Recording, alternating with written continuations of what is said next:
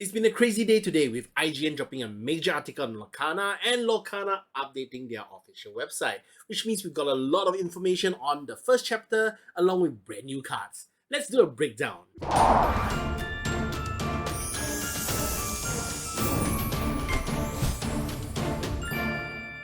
Hey guys, it's D-Summon here from Mushu Report, where we cover all things Lorcana. There's a lot to go through here with product information for Lorcana's first series of products, the first chapter, along with new card news and update to text and more. So let's jump right into it. Earlier today, IGN dropped a big article which had lots of information. Lorcana also updated their website shortly after with more detailed information on the first chapter products. I've broken them down into multiple articles. So let's head over to Mushu Report. First up, the IGN article dropped very important information for the release location and dates. The first chapter will be released in the United States, Canada, and various parts of Europe starting from August and will be available in English, French, or German.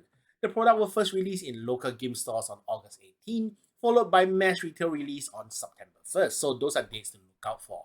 If you're lucky enough to be able to make your way to Indianapolis though, you can head to Gen Con 2023 that is held on August 3rd to 6th, where you'll be able to purchase select products there. Following that, IGN provided some information on the various products, but the Lorcana website did a much better job breaking it down, so let's head over to the next article. The official website provided an updated version of Maleficent, which if you can see the card number at the bottom left, they now have card numbers related to their release, and it looks like there'll be 204 cards in the first chapter. There'll be 4 types of products with starter decks, booster packs, a gift set, and an Illuminator Trove. So let me go deep into all of them. So there's 3 different starter decks, of which 2 inks for each starter deck, and it's all going to be starter decks of 60 cards, including 2 foil cards of the characters on the package front, which this image is actually kind of important. So in the first one, you can see that there's actually new cards reviewed. There's Moana, who is going to be an Amber card, and the Sorcerer Mickey, who is an Amethyst. Then we already know Cruella, but it looks like there's also going to be Aladdin, who is a Ruby card. Aladdin might possibly be a Dreamborn as well, with the different artwork here. And then we have Princess Aurora, who's a Sapphire, and Simba, who's going to be a Steel card. So those are interesting new cards to take note of. Aside from that, there's also going to be 11 game tokens, a rulebook, and a booster pack which contains 12 randomized cards. They also mentioned in the starter deck information that you are going to need 60 card decks to play Disney Lorcana. Then moving on to the booster pack. There's going to be 12 randomized packs, with each pack giving you 6 common cards, 3 uncommons, 2 rare, super rare or legendary card, and 1 foil card. So that really looks kind of like Pokemon if you ask me. Then moving on. So the gift set includes 2 collectible oversized foil cards and 2 playable foil cards, of which this very first gift set is going to be featuring Hades and Mulan. More on the new cards later on.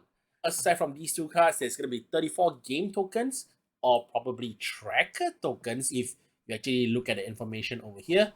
And then lastly, there's going to be 4 booster packs included as well. And lastly, there's going to be an Illuminator Trove, which is kind of like a Elite Trainer box, I guess. So there's going to be a full art storage box, 2 deck boxes, 8 booster packs, 15 game tokens, and 1 player guide, which the player guide is going to be showing you all the cards for Disney Lorcana's the first chapter, and deck building tips and game strategies. All important stuff for a game that's just starting out. Now, aside from these 4 main products for the cards, there's also a bunch of accessories announced. So there's going to be card sleeves and deck boxes that's going to be featuring Captain Hook, Elsa, and Mickey Mouse. I'm kind of partial to Elsa, so I'll probably be getting her. But then the interesting stuff is actually in the playmats and portfolios. For the playmat, they actually mentioned that there's going to be featuring Maleficent, Maui, and Mickey Mouse. I mean, we already knew about Moana being in the starter deck, but getting to see Maui here is a nice confirmation. And then the portfolios is going to be featuring Stitch and the Queen. So the Queen, who is the Queen? Well, it's pretty obvious actually if you think about it. So in the IGN article, they also featured some artwork of the various characters. So you can see the Sorcerer Mickey, Simba, Moana, then Aladdin, Princess Aurora, as well as this one, which they didn't mention, which most probably will mean she's the Queen. I mean, it's Maleficent in her human form, so she's very naturally just the Queen. The portfolio is also interesting because it actually holds 64 cards, which is kind of small, but it also holds 8 oversized cards. So that's something to take note of. I'm wondering if it's like a 4 pocket maybe. So yeah, let's wait for more information on the accessories. Aside from accessories, there's also some card text updates for the D23 cards, which as earlier on mentioned, there's going to be the number changes. But aside from the number changes, the card number, there's also other changes as well. So you can see now the law points or pips, as some of you call it, it's kind of separate out now with a different color shade as well as some differentiating pointing arrow things, to separate them out. And then there's also an icon to replace the illustrator words, as well as also the copyright is now moved into one word. My guess is that, if there's going to be stuff like Disney Pixar, or there's going to be stuff like Marvel Studios that they need to mention there, then the second line will be used for that. But it's anyone's guess for now. And probably the most important one will be the bottom one right here, the rarity icon. At least that's what the guess currently is, because there's actually many cards and all of them have kind of different icons, of which they have different colors, especially Maleficent, which is a nice gold color. So aside from the rarities, there's also some other updates, mainly to the card text. The rest are kind of simple stuff, where Stitch got a nice cleanup, where instead it said placing it on top of one of your Stitch characters, it became placing the card on top of one of your characters named Stitch. The cards are all kind of like cleaning up text like that, but there's one major change to take note of, which is for Maleficent, which she kind of got stronger, I guess, because previously you could only banish a chosen opposing character, but now you can just banish any chosen character, which means you can actually banish your own characters. So if there's any cards that release in the future, which actually can get extra effects if they get banished, then this is something to take note of. Alright, so these are the updates for the old cards, and now what some of you have been waiting for, the new cards. Hades, King of Olympus, looks very deity-like as a big boss monster. He may cost 8 to play, but he has shift 6, which means you can possibly play him by turn 7. Furthermore, he gains extra lore points for each other villain you have in play, which also makes this the very first card we see that references the character types.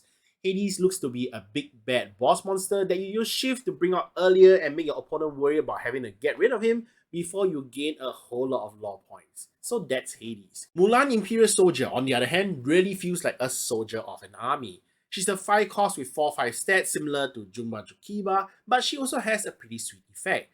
If she manages to banish another character in a challenge, all your other characters get 1 additional lore point for the turn, meaning she can really make a man of everyone on your board.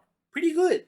Both of these cards look really good with a lot of potential to see play. I intend to do a deeper dive into both of these cards in the next couple of days. If you want to check that out, make sure to subscribe to the channel and ring that notification bell to stay tuned. And that pretty much covers everything about today's release.